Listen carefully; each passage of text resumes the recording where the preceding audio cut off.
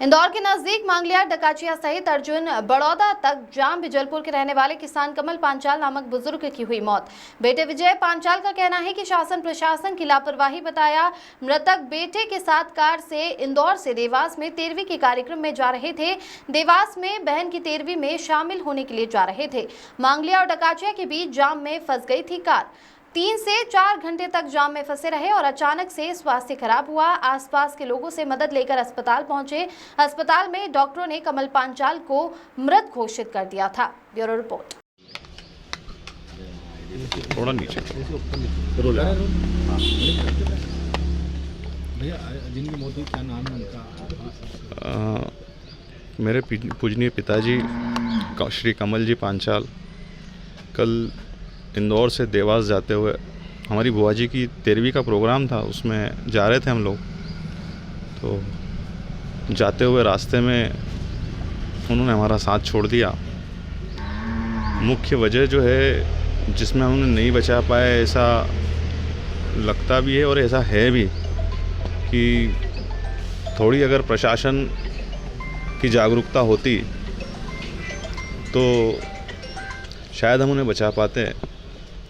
क्योंकि जो मांगलिया से अर्जुन बड़ौदा तक जो जाम की स्थिति है, पिछले लगभग 10 दिनों से मीडिया अच्छे से कवर कर रहा है उस चीज़ को, लेकिन प्रशासन तक वो चीज़ पहुंच ही नहीं पा रही है। समझ नहीं आ रहा है कि प्रशासन कितनी गहरी निंद्रा में सोया हुआ है।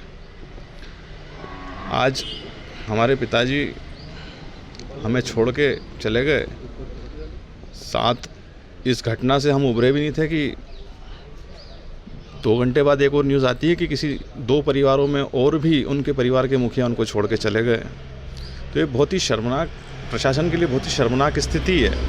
और जो आला अधिकारीगण हैं, जो ठेकेदार है, उनकी स्पष्ट लापरवाही दर्शाती है। मैं ये कहना चाहूँगा प्रशासन से भी और आला अधिकारीगण और जो ठेकेदार है कि अपनी जिम्मेदारियों का पूर्ण निर्वाह करें, जिससे सामान्य नागरिक जो परेशान हो रहे हैं, 25-25 घंटे 20-20 घंटे जाम में फंस रहे हैं,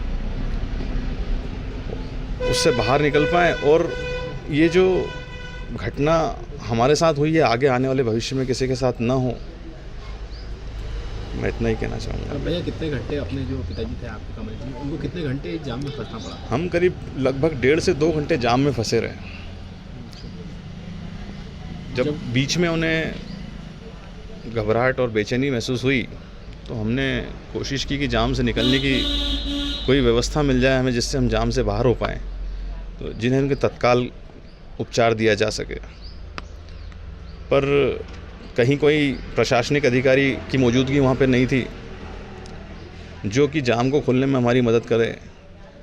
मैं अकेला गाड़ी में ड्राइव करने वाला भी पुरुष था और पिताजी के साथ मेरी माताजी और मेरी धर्मपत्नी साथ में थी।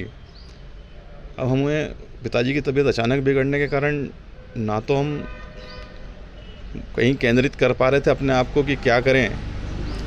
बड़ी मुश्किल से हमने करीब आधे घंटे की जद्दोजहद के बाद हम जाम से बाहर निकल पाए। सामान्य नागरिकों से मदद ली, कुछ लोगों ने मदद की भी, जिसके कारण हम उस जाम से बाहर निकल पाए। और हॉस्पिटल पहुंचते पहुंचते बहुत देर हो चुकी थी।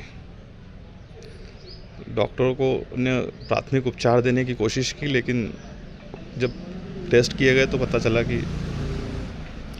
अब वो हमारे साथ नहीं है। किसकी लापरवाही मानते हैं इस पूरे घटनाक्रम में?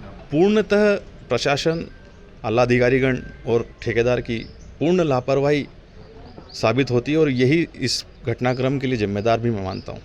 आपका नाम? विजय पांचाल।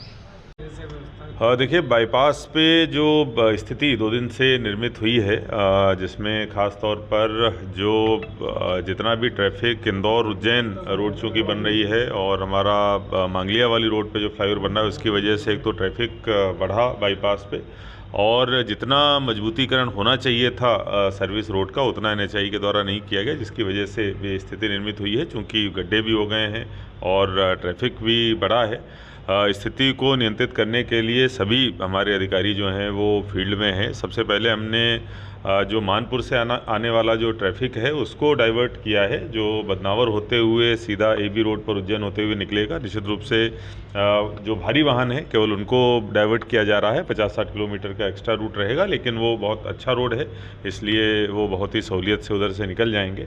इसके अलावा जो इंदौर से जनरेट होने वाले भारी वाहन हैं उनको भी आज से जो डबल चौकी वाला रूट है उसको देवगुराड़िया से डाइवर्ट किया जा रहा है भारी वाहनों को, जिससे कि इस रूट पर और थोड़ा दबाव कम हो सके।